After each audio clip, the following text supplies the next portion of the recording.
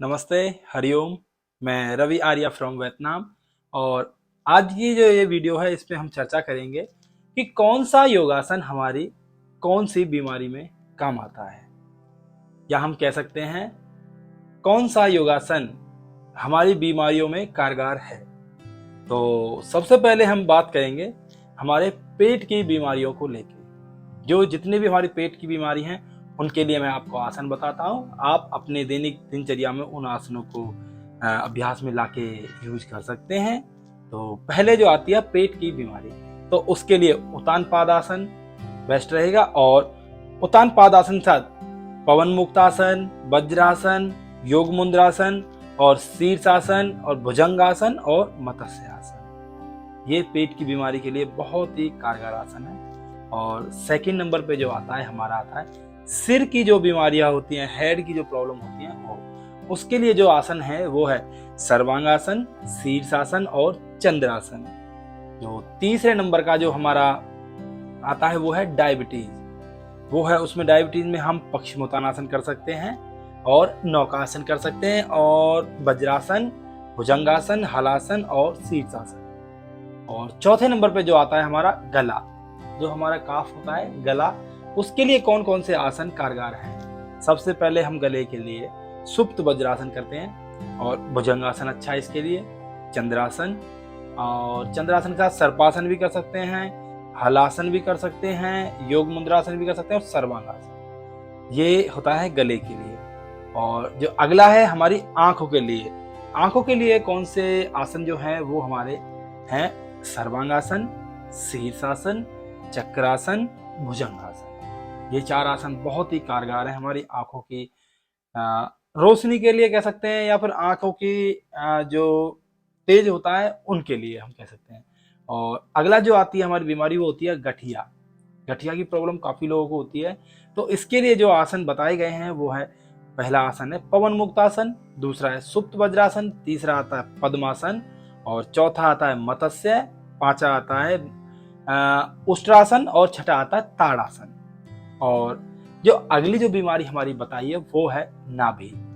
नाभि के लिए हमारा सबसे बढ़िया जो आसन रहेगा, पहला आसन है धनुरासन, दूसरा है नाभि आसन, तीसरा है भुजंगासन। और अगली जो बीमारी आती है वो आती है हमारी गर्भाशय। जो गर्भाशय की जो प्रॉब्लम होती है उसके लिए हम कौन सा आसन करें जिससे कि वो प्रॉब्लम ना बने। पहला जो आसन आता है वो है उत्तान पाद आसन, सेकंड आता है भुजंगासन, थर्ड आता है सर्वांग और चौथा आता है ताड़ासन। इन योगासनों को लेके आप इन बीमारियों को दूर कर सकते हैं। और अगली जो बीमारी आती है हमारे होती है कमर के दर्द की, जो हमारे बैक प्रॉब्लम जो होती है उसके लिए हमें कौन सा आसन करना चाहिए। पहला जो आसन होता है वो होता है हलासन, दूसरा होता है भुजंग, तीसरे नंबर पे जो हम कर सकते हैं चक्रासन भी इंक्लूड कर सकते हैं, चौथा जो हम करेंगे वो है धनुरासन। ये बेस्ट है कमर दर्द के लिए। अब आता है हमारा एक, ये बहुत मेन बीमारी है हृदय की प्रॉब्लम। जो हृदय प्रॉब्लम होती है उसके लिए हमारे दो आसन बहुत अच्छे बताए गए हैं। पहला आसन है शवासन और दूसरा है सिद्धासन। ये बहुत ही बिगिनर लेवल के, बट इनके फायदा बहुत है। ये आसन ज्यादातर 70 से अबव के जो लोग होते हैं उनको करने चाहिए। और अगली जो हमारी बीमारी आती है वो होती है रक्तचाप। रक्तचाप के लिए हम कौन सा आसन करें ठीक करने के लिए। पहला आसन हम कर सकते हैं योग मुद्रासन, दूसरा सिद्धासन और तीसरा जो होता है शवासन और एक होता है शक्ति संचालन। तो और उसके बाद हम लेते हैं पाचन शक्ति। जो पाचन शक्ति हमारी होती है कि भाई पाचन शक्ति का मतलब हम ये कहते हैं कि हमारी पेट की जो बीमारियां होती हैं उसमें हम अपना खाना पचा नहीं पाते हैं। तो पाचन शक्ति के लिए हम कौन कौन से आसन इंक्लूड कर सकते हैं। तो पहला जो आसन हम इंक्लूड करेंगे याना आसन, दूसरा नाभि आसन, तीसरा जो हम करेंगे वज्रासन, चौथा हम जो करेंगे सर्वांगासन। अब आती है एक बहुत ही इंपॉर्टेंट बीमारी, वो सभी को है, मेरे को भी है वो बीमारी, बट इतनी नहीं है, तो मैं डेली अभ्यास करता हूँ। वो होता है मोटापा घटाना, यानी कि हम अपना फैट लूज कैसे करेंगे और कौन से आसन अच्छे हैं इसके लिए। तो मैं आपको रिकमेंड करूंगा, पहला आसन जो है पवन मुक्तासन, दूसरा है नाभि आसन, चौथा तीसरा नंबर जाएगा वज्रासन, चौथा जो होगा वो होगा हमारा सर्वांगासन और पांचवा जो होगा सर्पासन। ये हम आसन अपनी डेली दिनचर्या में लेके अपने मोटापे को कम कर सकते हैं। और एक बीमारी ऐसी है जो ज्यादातर महिलाओं में देखने को ज्यादा मिलती है, और अब तो आम बात हो गई है, पुरुषों में भी ये बीमारी मिल रही है, बालों के लिए कि बाल झड़ जाते हैं। तो उसके लिए हम कौन कौन से आसन कर सकते हैं? तो पहला जो आसन मैं रिकमेंड करूंगा वो है वज्रासन, दूसरा होता है सर्वांगासन, तीसरा जो आता है हमारे उसमें सर्पासन, और एक होता है शतरमुर्ग आसन। तो ये 4 आसन आप इंक्लूड कर सकते हैं बालों के लिए। और अगली जो बीमारी नहीं कह सकते, इसको हमें प्रॉब्लम होती है, तो इसका नाम है कद बढ़ाने के लिए। यानी कि बहुत से लोग गिट्टे हो जाते हैं, यानी गिट्टे का मतलब छोटी हाइट रह जाती है, तो उसके लिए बड़ी हाइट करने के लिए तो पहला आसन जो मैं बताऊंगा वो है धनुरासन, दूसरा है ताड़ासन, तीसरा चक्रासन, चौथा नाभि आसन, पांचवा शक्ति संचालन। तो ये 5 आसन आप उसमें इंक्लूड कर सकते हैं अपनी डेली दिनचर्या में, यदि आपको अपनी हाइट बढ़ानी है। और अगली जो बीमारी आती है हमारी होती है कानों की, कि कानों से सुनना बंद हो जाता है कई बार हमें, और कई बार भन भन की आवाज आती है कानों में। तो उसके लिए जो आसन है सर्वांगासन जो पहला है, दूसरा है सर्पासन, तीसरा धनुर और चौथा चक्रासन। अब एक ऐसी बीमारी होती है जो आज के टाइम में सोशल मीडिया और इंटरनेट के टाइम में ये बीमारी तकरीबन सभी लोगों को है, नींद के लिए, कि नींद कैसे आए। तो ये मैं आपको 4-5 आसन ऐसे बताऊंगा, इसमें वो कारगर रहेंगे। और यदि आप इसके ऊपर एक डेडिकेटेड वीडियो बनवाना चाहते हैं तो मेरी वीडियो के नीचे आप कमेंट कर सकते हैं, मैं उसके लिए आपको प्रैक्टिस भी बता दूंगा कौन सा अभ्यास बेस्ट रहेगा। तो बात करते हैं नींद के लिए कौन सा आसन अच्छा है। पहला आसन है सर्वांगासन, दूसरा है सर्पासन, तीसरा है योग मुद्रासन, चौथा आएगा नाभि आसन और पांचवा आएगा सुप्त वज्रासन। अच्छा, अब हम अगली बीमारी को लेते हैं, वो है हमारे फेफड़ों के लिए।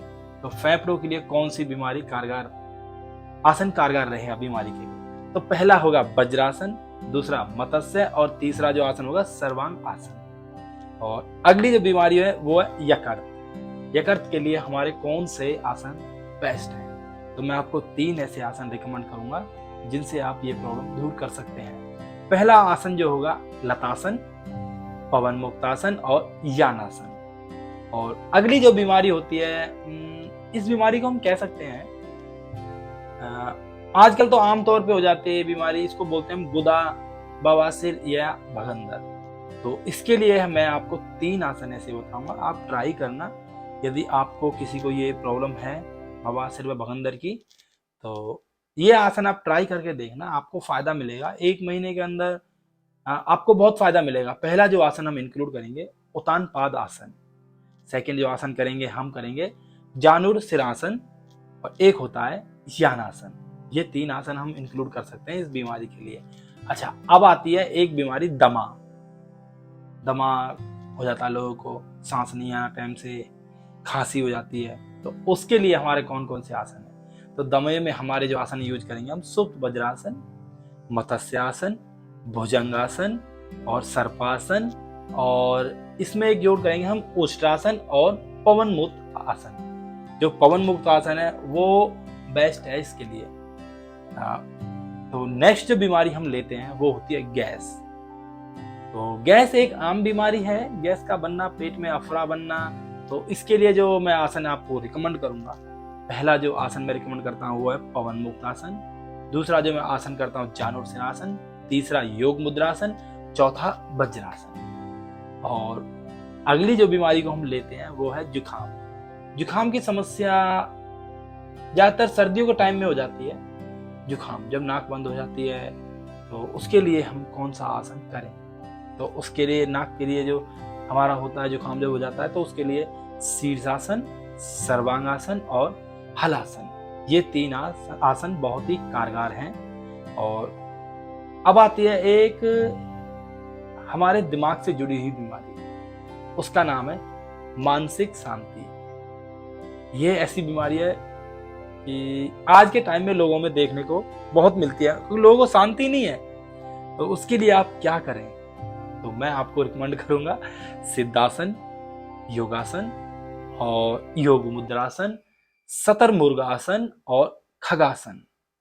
ये 5 आसन आप इंक्लूड कर सकते हैं इसके लिए, क्योंकि मानसिक शांति लोगों को नहीं है आज के टाइम में। हमको भी नहीं है। और जो नेक्स्ट जो बीमारी हम लेते हैं वो है रीढ़ की हड्डी।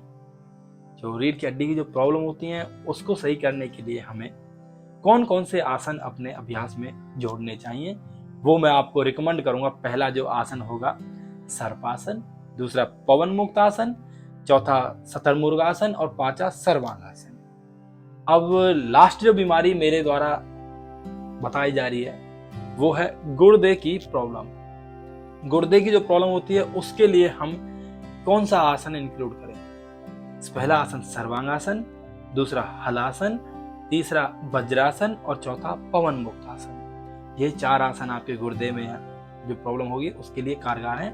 बट इन बीमारियों में ये आसन करने से पहले आप एक बार अपने डॉक्टर से सलाह ले लें कि हमें किस लेवल की ये बीमारी है, कि हमें ये बीमारी स्टार्ट हुई है या हमारी ये बीमारी जो है किस लेवल पे है, कि हम इस बीमारी के साथ हम योग को इंक्लूड कर सकते हैं। तो मैं यही बोलूँगा कि आप डॉक्टर से सलाह जरूर लें, उन्हीं के रिकमेंड करने के बाद आप यह योगा करें। तो आज की मेरी जो ये वीडियो है, ये टॉपिक जो मैंने आपके साथ चर्चा की है, तो यहीं पे समाप्त करेंगे। और आशा करता हूँ आपको ये जानकारी अच्छी लगी हुई होगी। और आपको ये जानकारी अच्छी लगी हुई हो तो आप मेरी इस वीडियो को लाइक शेयर जरूर करें और बाकी लोगों तक जरूर पहुंचाएं जिनको ये प्रॉब्लम है। और अगर मेरे चैनल पे आप नए हैं तो आप मेरे चैनल को लाइक शेयर और सब्सक्राइब करके जरूर बेल आइकन जरूर दबाएं ताकि मेरी हर आने वाली वीडियो का नोटिफिकेशन आप सभी को मिल सके। तो अभी के लिए इजाजत चाहूंगा और मिलते हैं नई वीडियो में। अभी के लिए नमस्ते, हरिओम, जय श्री राम।